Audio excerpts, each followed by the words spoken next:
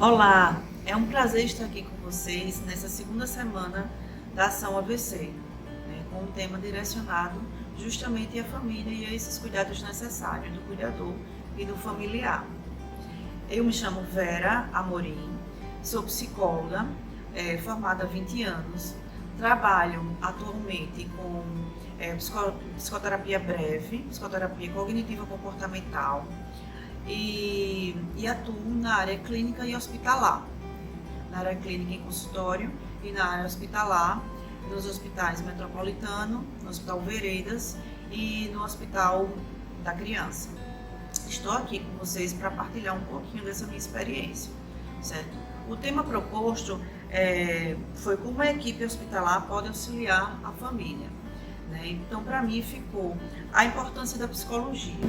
E vamos aqui conversar um pouquinho a respeito desse tema, ok? É de fundamental importância, assim que o paciente acometido por um AVC, ele chega na unidade hospitalar, que haja esse acolhimento por parte da psicologia ao familiar ou ao cuidador responsável que está ali destinando o seu ente querido para o tratamento.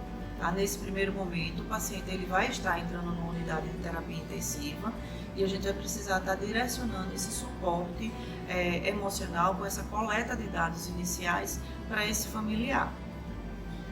Esse acolhimento, ele se dá ao nível de uma psicoeducação. Primeiro, uma coleta de dados, onde a gente procura saber um pouco mais desse paciente, saber como é que foi esse acometimento do episódio do AVC, como é que foram os primeiros sintomas originados para a doença, de fato acometer. E a gente pode também fazer assim, uma certa diferença, vamos dizer, em uma unidade hospitalar pública e uma unidade hospitalar privada. Em que sentido isso daí?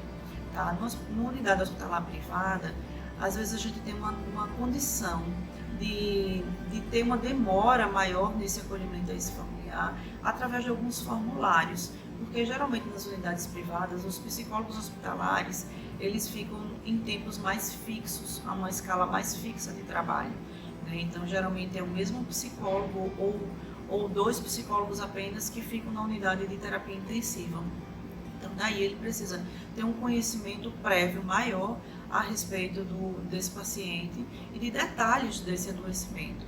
Então, às vezes, esse acolhimento ele se torna um pouco mais longo, em termos de perguntas, em termos de rotinas, em termos de uma orientação, uma necessidade dessa coleta de dados para uma possível orientação no decorrer de toda a hospitalização. No hospital privado, de fundamental importância também esse acolhimento, mas como às vezes um regime de plantões, certo? Então, aquela primeira pessoa é que vai ter aquele primeiro impacto naquela família e naquele paciente. Então, vai ser necessário também essa coleta de dados, uma psicoeducação a respeito da unidade que ela está destinada ao paciente para o tratamento, e uma orientação a respeito do funcionamento realmente, da chegada até o hospital, de como é que daqui por diante vai proceder os boletins médicos, os acompanhamentos de visita, o que pode, o que não pode, de fundamental importância nesse primeiro contato com a família. Um segundo ponto importante é o acompanhamento desse familiar no momento da visita. Então, assim, a gente fala primeiro desse acolhimento, de como a gente vai abordar esse cuidador e essa família, com essas orientações, com a escuta ativa dessa angústia, com clarificações a respeito do tratamento em si, para procurar saber justamente o que é que o outro está compreendendo, porque geralmente o acometimento do AVC, ele pode vir de uma forma mais lenta e ele pode vir também de uma forma abrupta. E isso levar as pessoas que estão ali com aquele paciente a tomar um choque por não saber com quem está lidando, como está lidando e como é que vai ser daqui para frente com aquele paciente. Então, assim, no acompanhamento de visita, algumas coisas são importantes da gente frisar, A estimulação da interação da família e do paciente. Para isso é importante que o profissional da psicologia ele tenha um entendimento prévio de como é que se encontra esse paciente, o nível de limitação que esse paciente está, Se é um paciente que está sedado, que está entubado, que precisou fazer uma intervenção cirúrgica de emergência, Como é que essa família vai entrar nessa visita e ela vai ter esse primeiro contato como é que ela vai encontrar esse paciente, tá? Então, assim, às vezes parece uma besteira para algumas pessoas, mas para o familiar, qualquer coisa que está falando a respeito de quem ele ama é de fundamental importância. A gente precisa começar a trabalhar e a desmistificar essas fantasias do tratamento. Caso o paciente esteja numa condição, que ele esteja com uma limitação, mas dessa limitação ele ainda dê para se comunicar, ou ele ainda dê para, de certa forma, interagir, a gente precisa também trabalhar como é que vai ser essa estimulação dentro da unidade de terapia intensiva e como é que esse familiar poderá, vamos dizer assim, poderá contribuir de uma forma positiva nesse tratamento e de uma forma mais interativa também, tá? Então, a gente precisa orientar essa família, estimular essa orientação. E como é que pode ser dessa forma? Dependendo da limitação do paciente, tá? A gente pode trabalhar com a estimulação através da fala, né, da orientação desse paciente do que está acontecendo, de buscas, de resgates de situações emocionais importantes para a família desse paciente, para que ele vá ali se tranquilizando, tá? Juntamente com a família ao lado.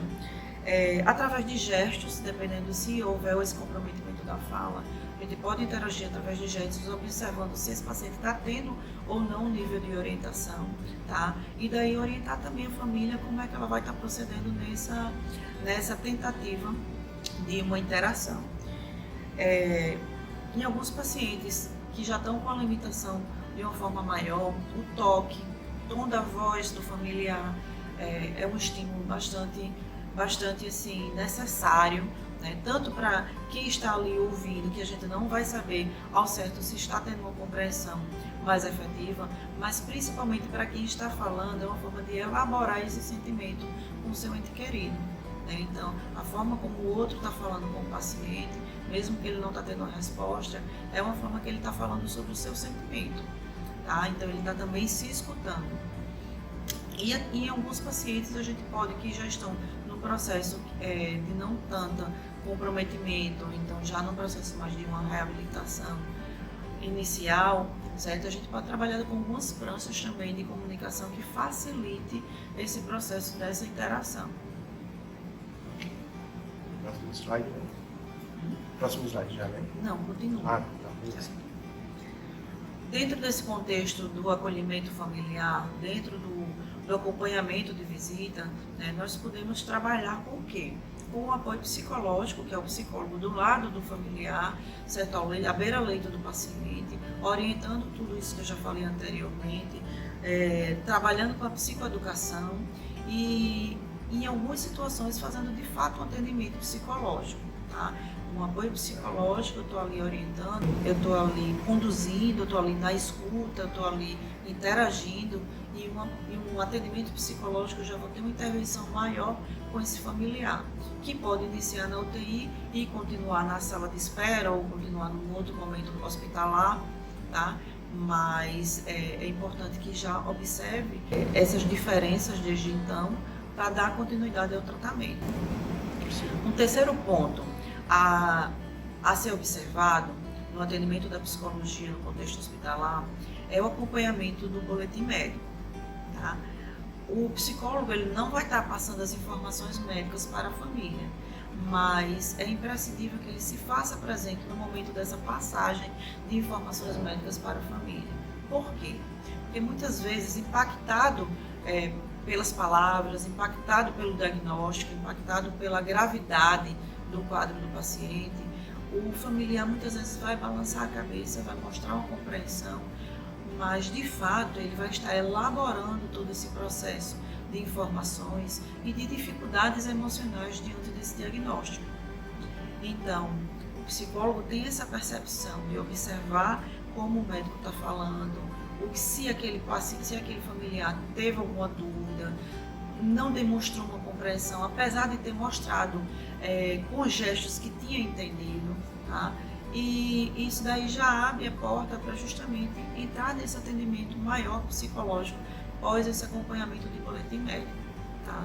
O psicólogo ele pode intervir junto com o médico, demonstrando se tem alguma dúvida, compreendeu de fato, e mesmo com essa compreensão, verbalmente, é o profissional que vai ter essa condição de fazer essa leitura corporal, essa leitura emocional e dar um respaldo maior posteriormente a esse acompanhamento das notícias difíceis.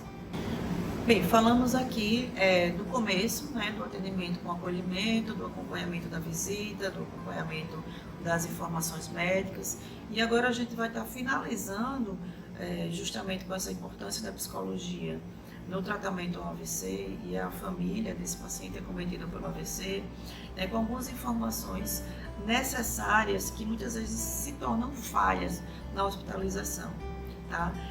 Antes do paciente ter uma alta, é preciso trabalhar essa alta. Como assim? Não é só esperar que essa alta aconteça, tá? Até porque o paciente muitas vezes vai ter esse comprometimento cognitivo, motor importante e às vezes é um paciente que vai demandar uma estrutura tanto de mudança de rotina de família, como mudança de estrutura do lar mesmo, né, para uma acomodação necessária. Às vezes é um paciente que ele vai sair acamado e essa família não tem essa estrutura em casa, então precisa ter essas informações previamente para ir se organizando justamente para receber esse paciente de volta, esse familiar de volta, da melhor forma possível, né, dentro das condições de cada um. Então, assim, a gente vê ainda essa dificuldade como sendo pertinente, né, no ambiente hospitalar, porque geralmente a gente pensa muito na saída dele da unidade de terapia intensiva para uma enfermaria ou um apartamento, tá, para um processo de reabilitação lá. Mas desde o momento da UTI, é importante que a gente já trabalhe isso com essa família, o nível assim, de como ela está observando o nível de limitação, como é que está, quem é esse paciente dentro desse contexto familiar. Ele é o provedor da casa, tá? Ele é o chefe da família, né? É aquela pessoa que assim, emocionalmente comporta todos os outros, né? Porque a gente vai precisar saber esse papel de importância dessa família do paciente também e saber a parte social que esse paciente se compõe em termos de estrutura familiar, estrutura de membros da família, estrutura de organização dentro de casa, de organização de trabalho desse paciente, para daí a gente ter informações mais baseadas dentro do que possa ser melhor, né, para um reajuste nessa nova readaptação familiar com o paciente acometido de AVC. Dentro dessas situações, a gente vê muito assim no hospital público ainda essa falha de informação, que geralmente as equipes começam a trabalhar mais nessa saída, e é um processo que demora, né, vamos dizer assim, com o SAD, né, no hospital público a gente ouve muito falar, mas pouco se sabe, né, geralmente a gente trabalha a psicologia e o serviço social em conjunto para desmistificar isso tudo e trabalhar essa rede de apoio pós-saída do paciente hospitalar. E o que é o SAD? É justamente um serviço de atendimento domiciliar, né? Onde vai precisar ir uma equipe específica para poder observar esse ambiente da casa do paciente e tentar adequar para as necessidades atuais que ele vai estar precisando. No hospital público, a gente trabalha com o home care, né? Estou falando só siglas diferentes para que vocês possam entender e saber que significa a mesma coisa, tá? O home care, alguns convênios já têm essa particularidade mais específica, já tem umas equipes montadas, então isso se torna às vezes não tão demorado, mas mesmo assim ainda é um processo demorado de adaptação, porque eles vão visualizar a dependência desse paciente, o que é que eles vão precisar para encaixar eles nos programas mais adequados, tá? Dentro do que ele vive e dentro do que ele está sendo necessário para o tratamento. Após essa saída hospitalar também, a gente falou dessa situação de dentro de casa, né, de como essa família vai acolher e vai sentir esse tratamento e vai ter uma mudança de rotina, mudança de estrutura, né, mudança de precisar de ajuda de todos, tá? Porque é um paciente que ele sai com um AVC e um comprometimento grave, muda toda uma vida de uma família, né? Não muda só a vida do paciente. E é preciso um processo de readaptação no novo, de readaptação nas limitações e de readaptação visando a melhoria dentro desse contexto que esse paciente se encontra.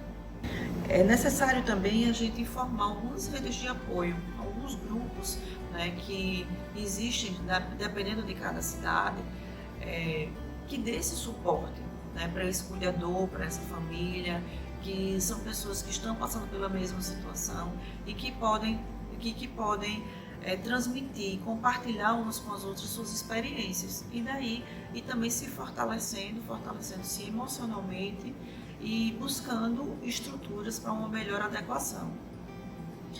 Dentro dessa rede de apoio, tá, alguns pacientes, né, poderão ter, ao invés de ter o Home Care e ao invés de ter o SAD, poderão ter uma rede de apoio também direcionada de uma forma mais, quem tiver umas condições mais específicas, um tratamento também mais específico, tá? Às vezes não tem uma estrutura de ter uma condição de Home Care, mas precisa naquele primeiro momento ter uma necessidade, uma prioridade de ter uma fisioterapia, de ter uma terapia ocupacional para uma readaptação desse paciente, de ter um trabalho com um fonoaudiólogo, tá? De ter um trabalho com um psicólogo.